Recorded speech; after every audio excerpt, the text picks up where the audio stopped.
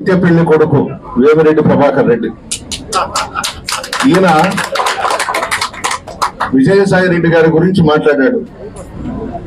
విజయసాయి రెడ్డి గారు గెలిస్తే నెల్లూరులో ఉండడు, ఢిల్లీ, హైదరాబాదు, విజయవాడ తిరుగుకుంటుంటాడని మాట్లాడాడు ఈ మధ్యన.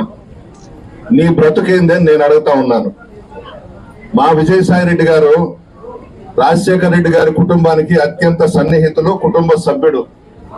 నిజాయితీగా, చిత్తశుద్ధిగా ఆ కుటుంబం మీద అభిమానంతో ఎప్పటి వరకు ఆ కుటుంబాన్ని వదిలిపెట్టే ప్రసక్తే లేదు విజయసాయి రెడ్డి గారు.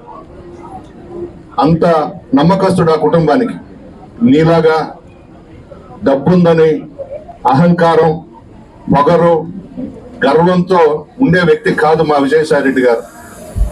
ప్రజలతో మమేకమై జగన్మోహన్ రెడ్డి గారు ఇస్తున్నటువంటి సలహాలు, సూచనలు పాటిస్తూ ప్రజలకు అందుబాటులో ఉంటూ వైఎస్ఆర్ కాంగ్రెస్ పార్టీ నాయకులు, కార్యకర్తల్ని కలుపుకొని పోతున్నారు విజయసాయి రెడ్డి గారు.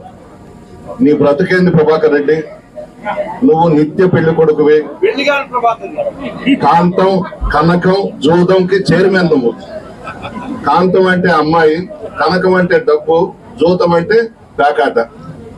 ఉందని అహంకారంతో నాయకుల్ని కొని నీ దగ్గరకు తీసుకోవచ్చు, కానీ అసలైన వైఎస్ఆర్ కాంగ్రెస్ పార్టీ నాయకులు, కార్యకర్తలు, ప్రజలు మా వైపు ఉన్నారు, మమ్మల్ని కనిపెట్టుకొని ఉన్నారు.